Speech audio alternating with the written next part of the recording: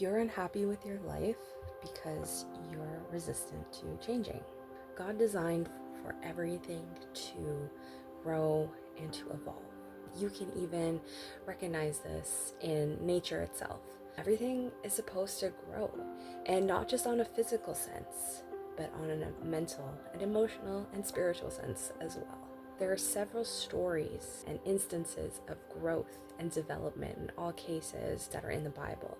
So we're talking like, King David, Joseph, Moses, Elijah.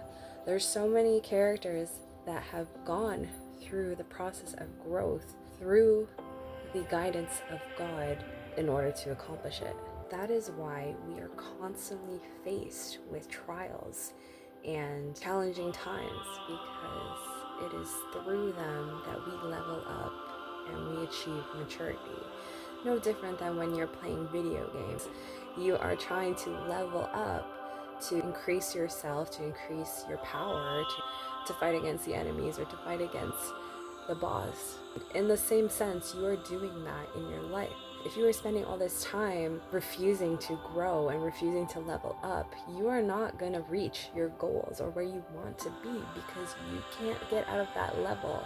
You can't just go from level 2 to level 50 in one go. You need to constantly build yourself up to it. And of course, it's challenging. In a world that seeks pleasure over pain, nobody wants to suffer. It was suffering in the first place that turned me away from God and towards a rebellious and hedonistic lifestyle. I wanted to live for myself. I wanted to do all the things I couldn't do because I had such a traumatic childhood.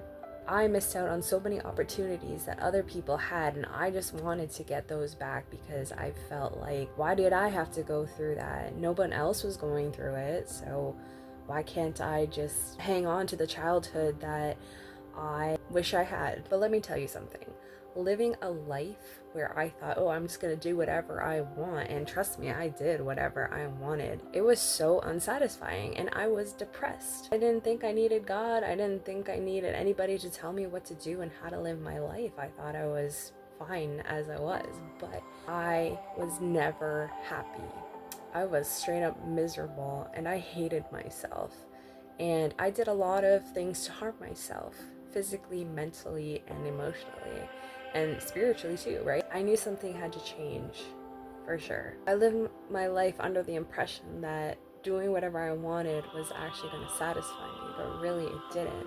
I still wanted to die every single day. I hated myself, I hated my life, I hated my circumstances. I had to come to the realization that the death that I was craving was actually the death of my adolescence and going from adolescence to maturity.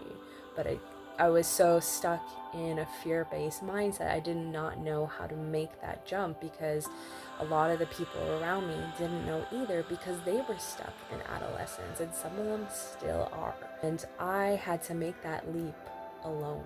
At least I thought I was alone. You cannot achieve the goals that you want for your life if you do not cut yourself off from your childish ways. How do you know you're still in that childish, immature mindset? Everything still revolves around you. We're talking about people who live based on their emotions, and that how somebody makes them feel is somebody else's responsibility instead of their own. In essence, we're talking about emotional immaturity. Emotional immaturity also looks like emotional dysregulation, which means the inability to regulate your own emotions or even have the self-awareness to know that you are reacting to certain things in a certain way, or even knowing what is causing you to react in a certain way. So unfortunately, most people are stuck in either the denial stage, which is also known as pre-contemplation stage, and then the other one is the contemplation stage, which are the people who kind of know that something's off, but they have like these mixed emotions or conflicting emotions of what to do. A lot of us already know what to do because we are so good at giving other people such sage advice, but we cannot take action for some reason. It's just like we tell people what we know we got to do, hoping that they will do it, so maybe we can copy what they're doing. But the thing is, your maturity it's a personal journey. No one can do it for you. Even if you watch how somebody else does it, it might not work for you, because a lot of the times these things happen internally.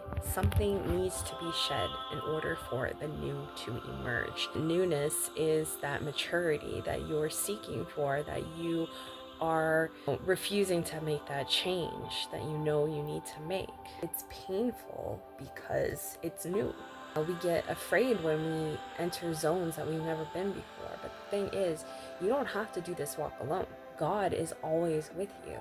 I know that might not be comforting to some people, especially who are not believers. But as somebody who had to do this journey before I even knew God, looking back and knowing that He was with me, it's probably the most comforting thing.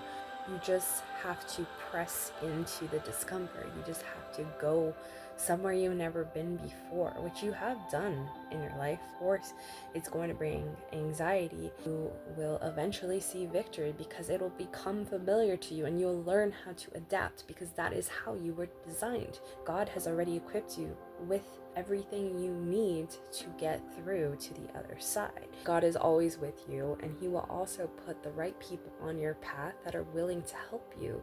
And a lot of the times you might be somebody who isn't really either keen on asking or never felt like they should have to ask because they should just figure it out by themselves. God's telling you, I put these people on your path to help you. Maybe you should listen to them or even ask them for advice, because there are people around you that have been through things that you are currently going through that are more than willing to help you and want to see you see victory, because you are worthy of that. And as somebody who has been victorious over the plague, I want to call, of depression, I want to help people out so badly. But the thing is, a lot of people need to want to help themselves first.